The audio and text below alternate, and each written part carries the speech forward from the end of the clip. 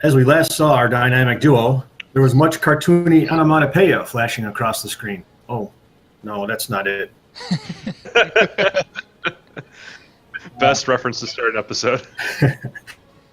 Last week, as our warriors journeyed through the tomb of Fuzzy Cuddly, we encountered some Nar rabbits and our old adversary, the United States Navy.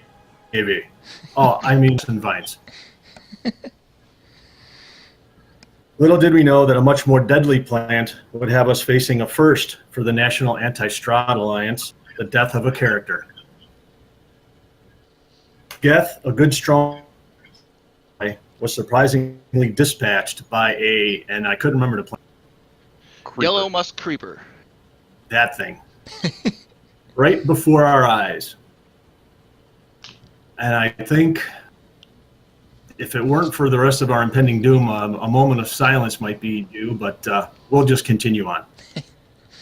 As luck would have it, we came across and rescued two new adventurers to join us. A Goliath named Wally and a dwarf named Rurik. With that, our group found some cryptic messages that Benning deciphered. And journeying further into the temple, we encountered the Queen and Zelkor. Yeah, close enough. Zelkora. And engaged in a battle that might be the end of us all. So let's call this week's session Doom in the Tomb and join the action. Now I have to use that as the title when I get to this as a podcast. Yep. A good flipping title. Yeah. Gloggy. Yes, Kaziri. Able to sleep at all last night? Got as much as I needed.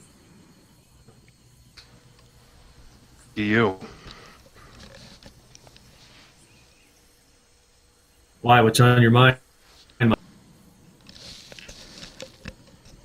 Oh, yeah, we've kind of been ne'er-do-wells for a little bit here.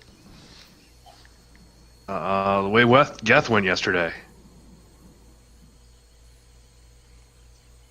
Not exactly taking that too well.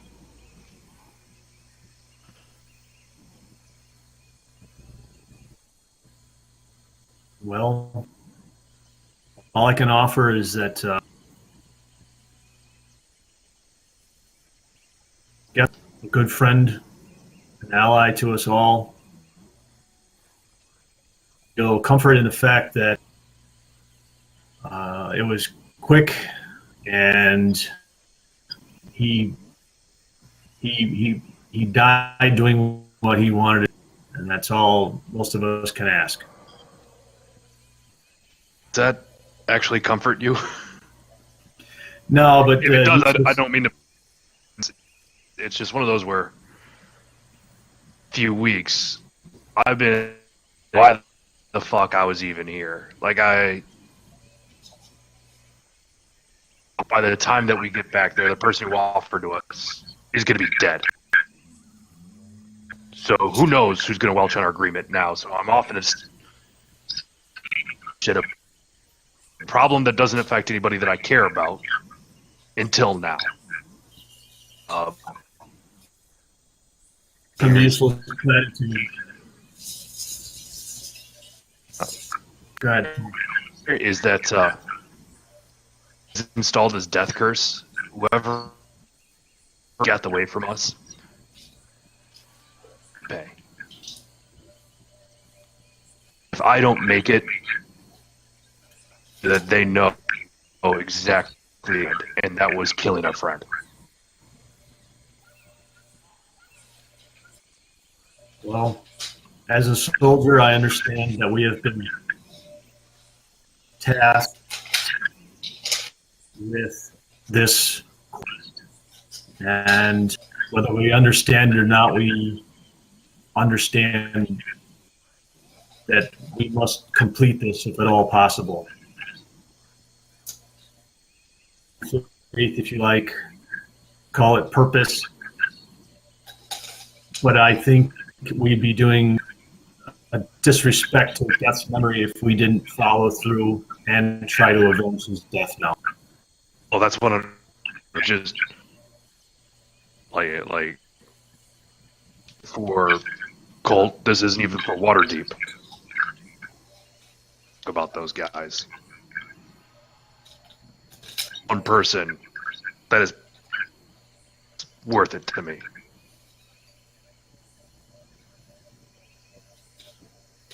Well, we still have a specific goal that unfortunately does not have Geth's death as its sole purpose. But all I can say is I would use that determination that you have to avenge him to help you continue on with this quest. Yeah, thanks for listening, man. I don't say it enough. That night, though, you guys are all beckoned into the main monastery's kind of temple training room. You know, that common room that you have been in before that has the statue. Mhm. As you guys entered, it's lit with dull torchlight.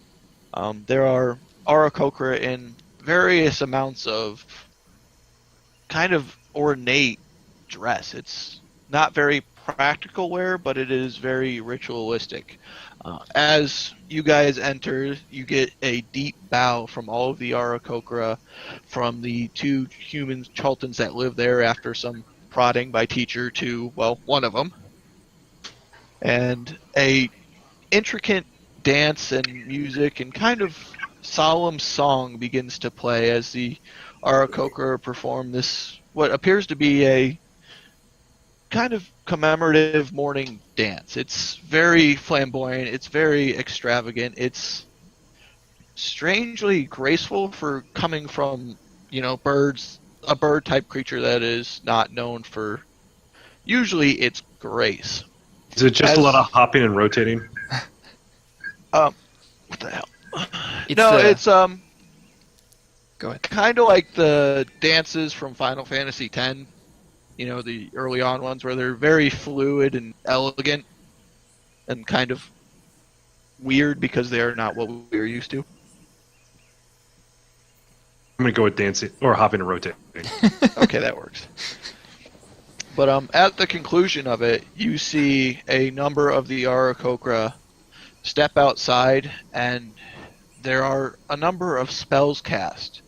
There is what you recognize as call lightning. There is a storm that arises, and lightning begins to strike outside of the temple, and then there is fairy fire that is cast around it, making this really kind of beautiful, arcing, sparking, rising light show, and then it just ends, and they all give you a deep bow and proceed to leave.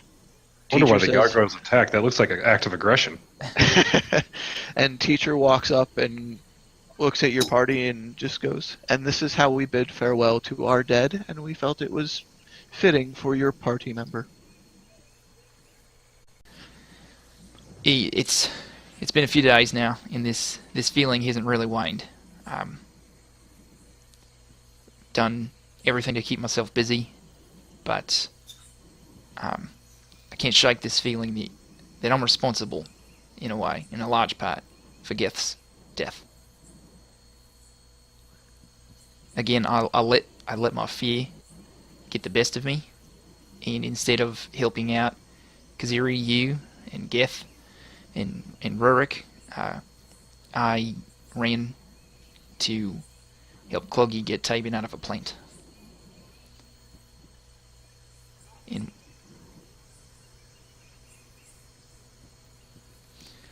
well, I'd like to say it'd never happen again.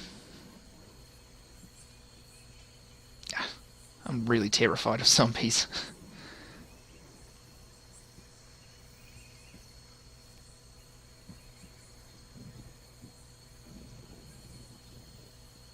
Well, all I'm hearing right now, if I say this,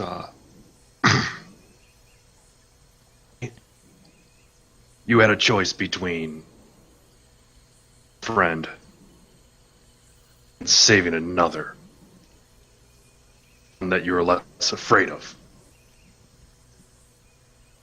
Is that right?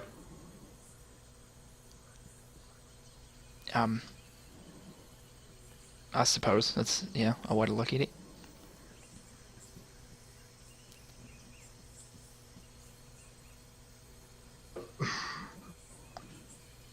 I'm not trying to tell you how to feel. I had that happen a couple days ago and didn't sit quite right, but if you weren't the one that drove the knife, cast the spell, did the killing. Wish I could have saved him. We both tried what we could. Here is not the person we look at right now. The person who put in this death curse. There's really only one thing we can do to make that right. I agree, but given what teacher said, I think for the first time since we came here, I'm truly frightened of what the path ahead holds. I mean, I know zombies are, typically scary to everybody, but so I'm human, but I wasn't born on the material plane. Due to circumstances, my family was searching for answers in the Shadowfell when I was born. And so for the first few years of my life, I was surrounded on all sides by the kind of shit you only typically dream of in your worst nights. Wally comes up, he's like, I dream of falling a lot. And that happens everywhere. Okay.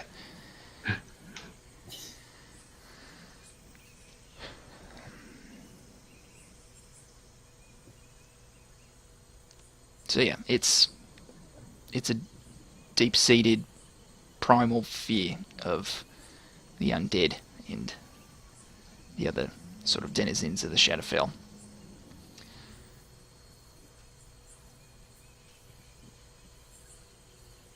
And I'm gonna do my best, but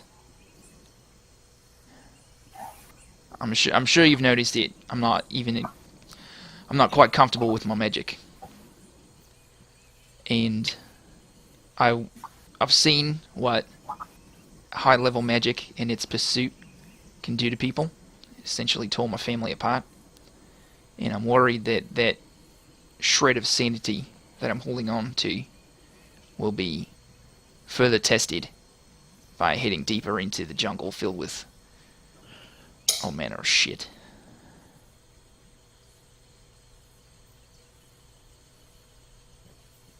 Hi, Wally again. Well, tall Wally, not red Wally.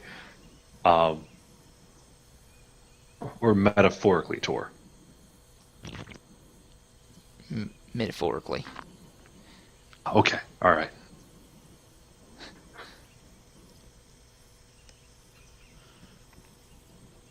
It's really hard to tear people. They told us that in training.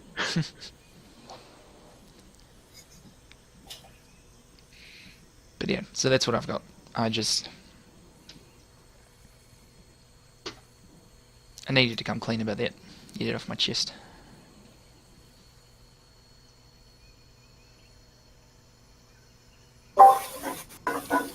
Well, Benning, I think that I might speak for the group here when I say that no one here holds you responsible for what happened to Geth. We all have our fears, our demons to face, and Hey, you demon. you just have to do what you did and deal with it the best you can. And if we all stick together, we'll all do the best we can for each other. I appreciate that, Cluggy.